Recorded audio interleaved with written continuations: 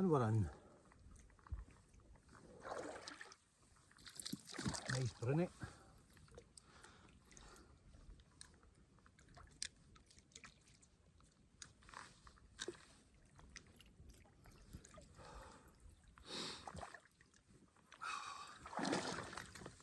This boy's getting in the pan. I've had 6 or 7. Oh, I'll put him in the pan.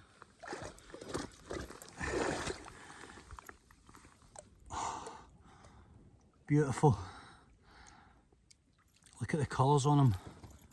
Butter belly. That's what we call a butter belly.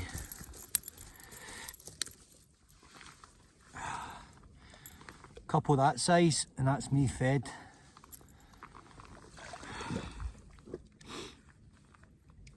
Beautiful fish. Beautiful colours.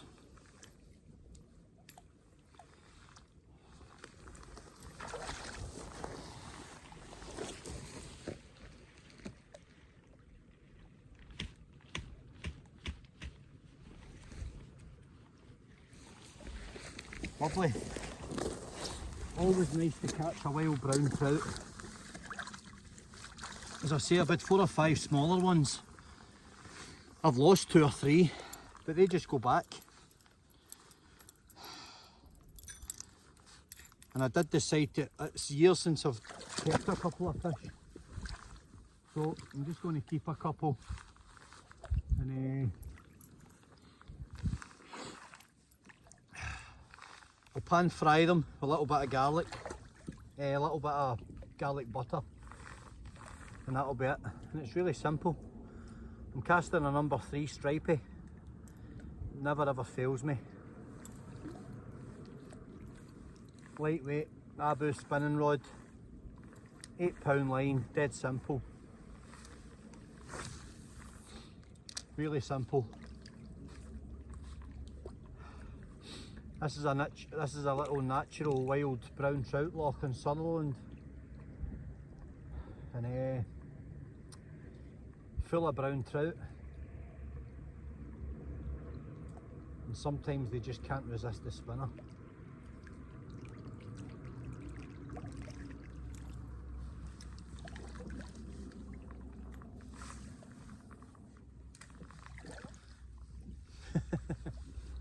I've been a fisherman my whole life. I've owned fisheries. I fly fish. That's me in again. This feels like a better fish this time. We'll try and lose this one. Oh, it's away. Oh, it took me into the weed. That was a good take. That was a better fish. I had one on up there that I felt like a good 2-pounder, but it jumped and threw the hook, and that happens. That's just fishing.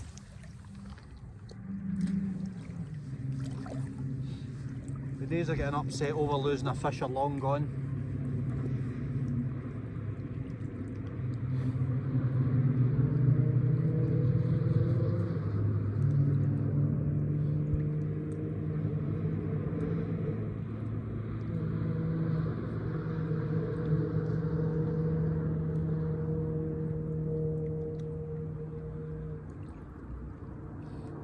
No matter how long you're away from fishing, you never ever forget the basics. Be calm, be light on your feet along the banking, and always scan the water for rising fish. Even in a day like today where there's a wake on the water, always scan the water for rising fish. There's still a hatch, there's small insects hatching, they're blowing off the heather. Those trout are working in lines, they know where the food is. They're opportunists, they're always looking up. At this time of year, it's buzzers and it's other chronomids, but you're getting heather flies and bits and bobs, little black gnats. And on a nice day and a nice night up here, you'll get the mayfly hatches and the dun hatches, olives, stuff like that. Don't have a fly rod handy, but I always carry a lightweight spinning outfit. Jump on a sea pier, catch a couple of mackerel, grill them. I only ever take what I'm going to eat. if I catch a nice brownie, there'll be brownies in here at £4 and £5, I've got no doubt about it. Fish that just grow big eating other fish. Catch one of them, you take a photograph, you put it back.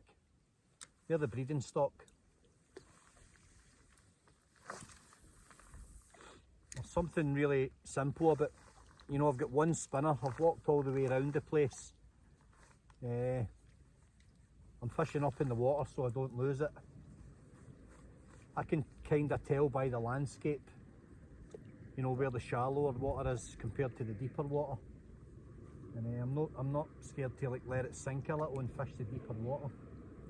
But I even think, although it's cold, the trout will all be up in the water. They might not be shown in numbers, but they'll be in the top 3 or 4 feet. You get like kind of thermoclines, the fish. They're always sitting, even if they're down at 6 and 7 feet, they're still looking up for terrestrial fly life. Anything that falls in the water, a feeding fish is going to go and investigate it. They hear the vibration of the spinner, they hear the splash. They're predatory fish, they'll go and look.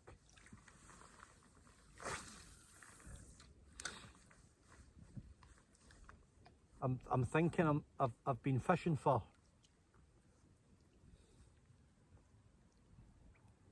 almost 40 years. And I learnt my craft on the burns. Burns is a Scottish word for little streams and rivers. And I was a master on the burns. With the worm,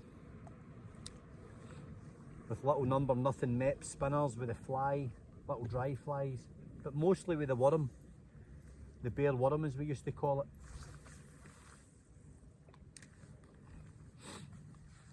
And we just glide it down those little glides and runs and catch everything.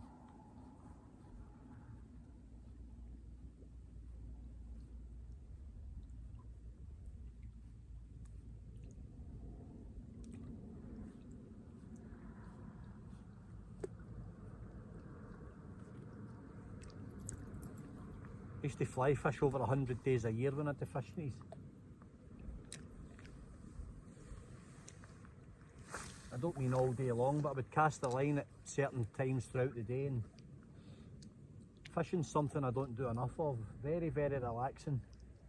Just walking remote lochs with a spinner, there's something really rewarding about it. It's very simple. You don't want to take fish, you just nip the barbs down.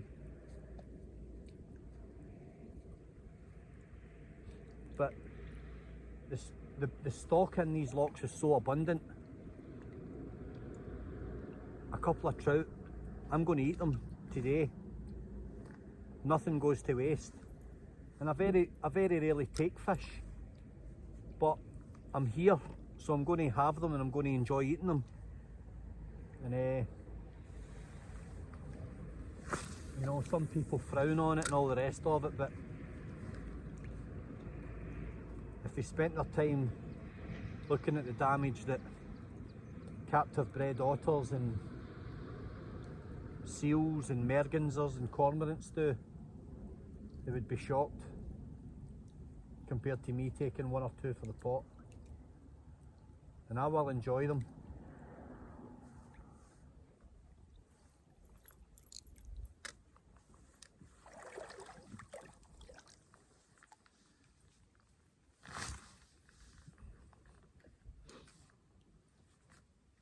I heard a good fish rising up behind me earlier, but I never seen it, but it definitely crashed. It was probably a trout feeding on fry, smashing into the fry in the margins. I have seen some fry, it's a bit early in the year, but they'll be last year's. Or they could be minnow.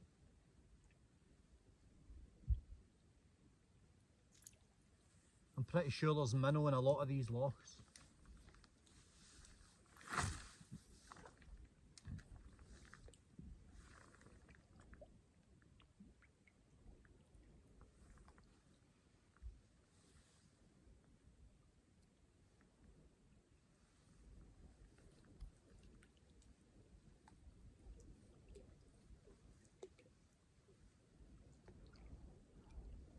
I think I've flogged this bit to death. I'm going to move on to the dam wall and then back round to where I started.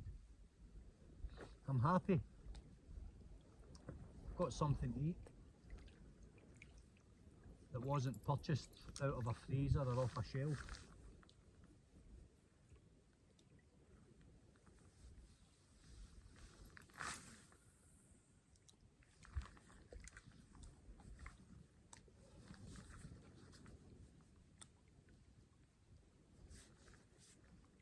There's a bit of weed just down there. But weed usually means fish.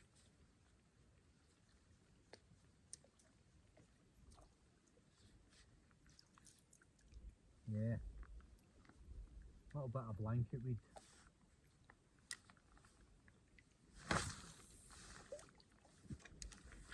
Well, I'll probably call it a day. I'm going to stick that straight in the pan.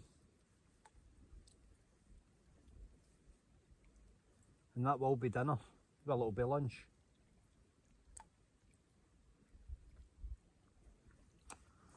I wouldn't mind another one. But that's gluttony. Never take more than you need. So there you go, eh?